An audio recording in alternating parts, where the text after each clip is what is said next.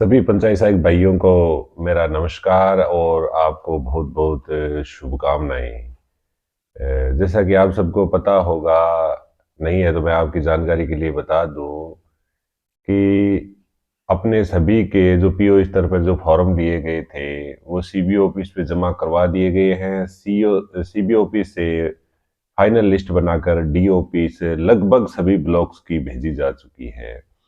पहले ये प्रक्रिया ये थी कि सभी डीओ जो प्रारंभिक शिक्षा है वहां से सूची बनाकर वहां से अनुमोदन होकर शिक्षा निदेशालय बीकानेर जाना था, लेकिन अभी निदेशालय से प्राप्त निर्देशों के अनुसार सभी डीओ को अधिकृत कर दिया गया है कि वो अपने अपने जिले की जो सूची है वो वहीं से तैयार होगी और जल्द ही जो ज्वाइनिंग लेटर है वो आपके जारी कर दिए जाएंगे।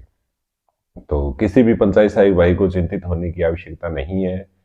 कई भाई अभी भी इधर उधर घूम रहे हैं, ये पूछ रहे हैं कि पता नहीं मेरा फॉर्म रिजेक्ट हुआ है या सही हुआ है, या इस बारे में वो संकित है कि कहीं मेरे फॉर्म में ऑब्जेक्शन तो नहीं लगे है। तो ऐसी कोई दिक्कत नहीं है। अगर आपके ऐसी परेशानी होती तो आपके पीओ को जानकारी जरूर दे दी जाती।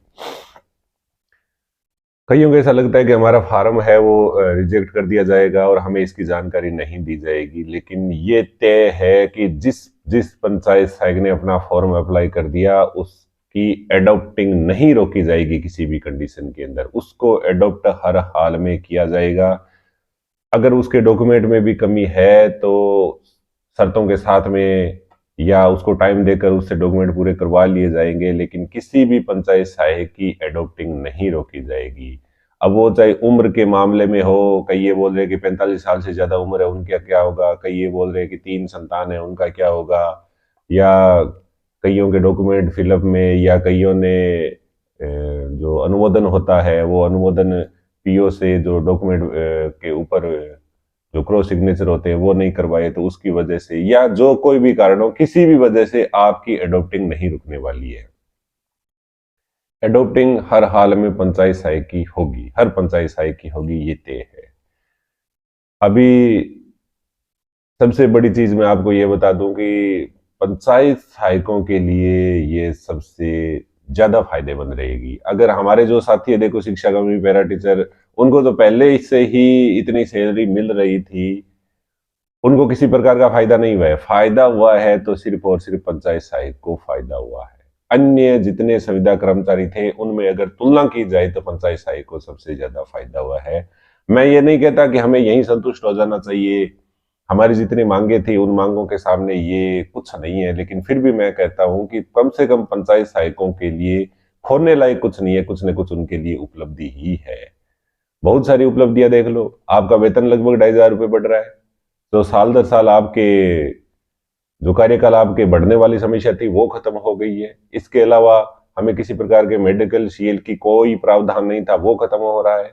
एक विभाग वाली जो समस्या थी वो, क्योंकि दोनों विभाग में कहीं कहीं कहीं सरपंचों का इंटरफेयर रहता था, कहीं ग्राम सेवकों का, कहीं पीओ का, तो इनसे मुक्ति मिली है। तो ये कई ऐसी चीजें हैं जो पंचायत सहायकों के लिए आगे जाके लाभप्रद होगी। मैं ये नहीं कहता कि हम इसमें संतुष्ट हो जाएंगे या ये बहुत बड़ा हो गया।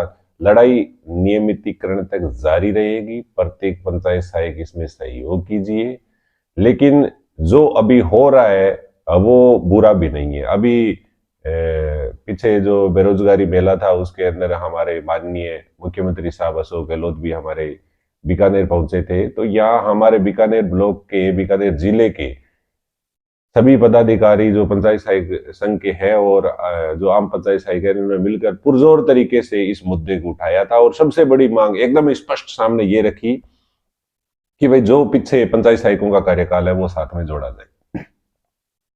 जो हम 5.5 साल पूरे कर चुके हैं वो हमारे इस 9, 18, 27 के अंदर उसकी गणना की जाए। एकदम स्पष्ट तौर पर कोई आगे पीछे की बात नहीं की, सीधी डायरेक्ट यही बात रखी और इस पर सहमति भी जताई गहलोत जी ने कि हाँ ये हमारे से कमी रही है, लेकिन आपको थोड़ा सब्र रखना होगा, इसका भी हल होगा। और मैं आपको विश्वास जताता हूं कि 100% अपना काम, कम से कम ये जो अपना पीछे का जो अनुभव है ये जुड़वाने का काम लगभग हो ही जाएगा और हमारे लिए तो ये भी एक बहुत अच्छी उपलब्धि होगी।